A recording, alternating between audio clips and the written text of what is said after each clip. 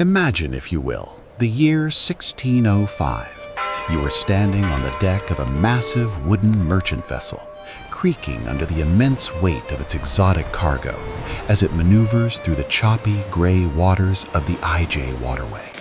The air here is thick and heavy, a pungent, overwhelming cocktail of salt spray, rotting fish, drying hemp ropes, and the sharp, unmistakable sting of Indonesian cloves and nutmeg.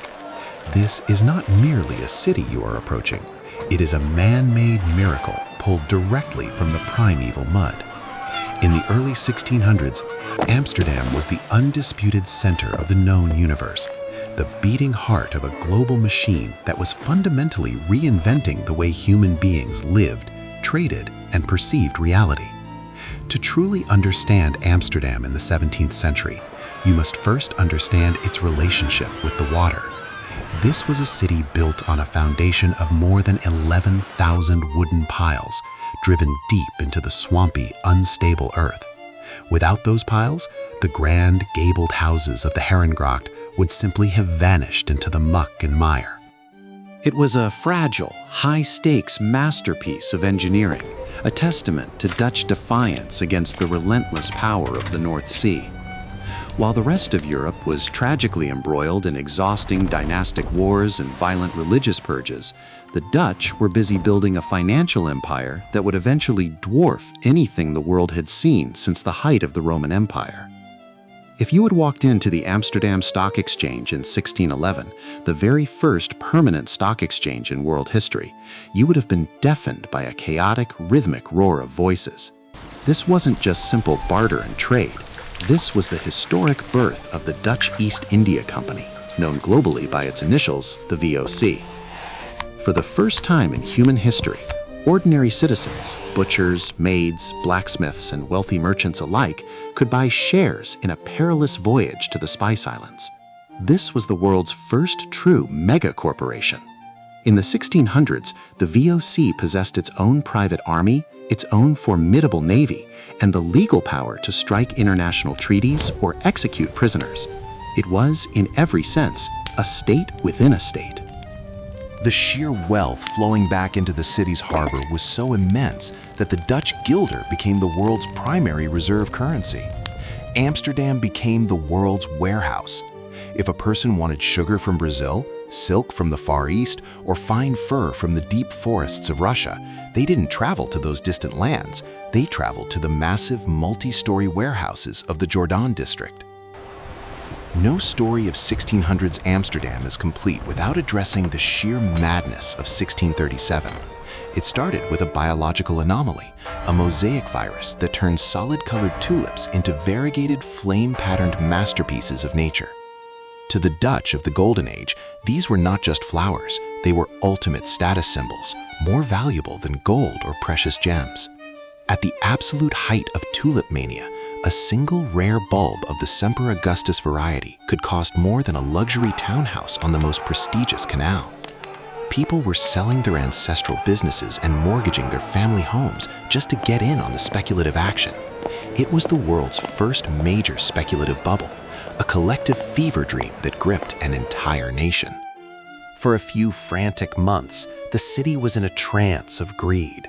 Then, in February 1637, the market collapsed overnight.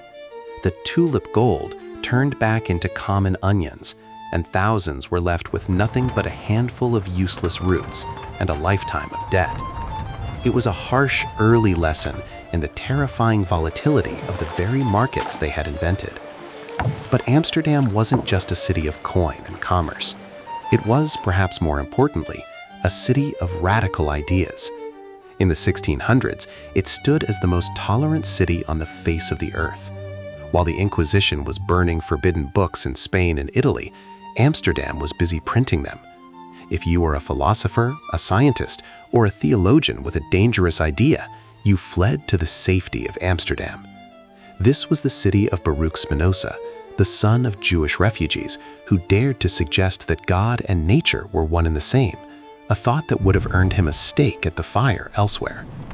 It was the temporary home of René Descartes, who found the unique Dutch combination of freedom and order perfect for his meditations on logic and existence.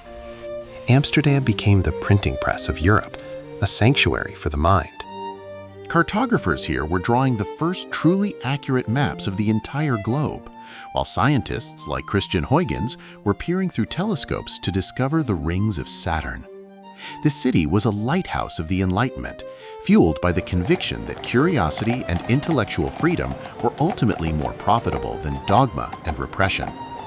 As the merchant class grew staggeringly rich, they developed a hunger to see their success reflected on the walls of their homes. This created the most vibrant and prolific art market in history.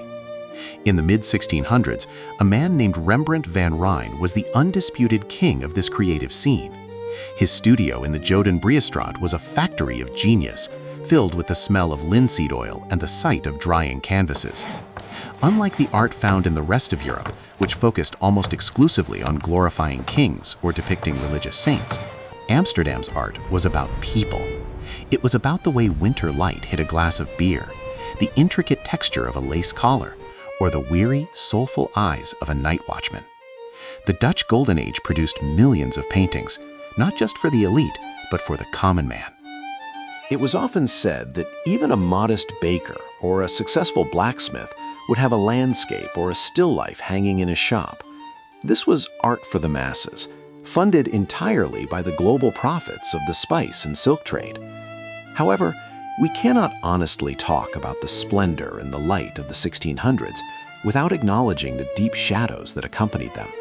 The beautiful canal houses, with their ornate gables and marble hallways, were often built on a foundation of immense human suffering.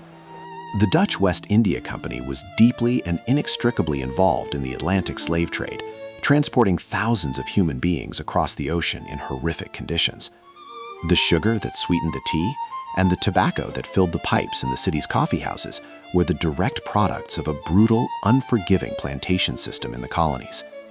Back home in the city, life wasn't always a masterpiece of oil and canvas. The plague struck Amsterdam repeatedly throughout the century with devastating force. In 1664 alone, nearly 10% of the population perished in a single terrifying year. The canals, while beautiful to the eye, were essentially open sewers. The Grachtengordel, or canal belt, was a place of extreme contrast. The delicate smell of imported perfume in a merchant's parlor mixed constantly with the thick stench of stagnant water and waste just outside the window. Death and luxury walked hand in hand through the cobblestone streets.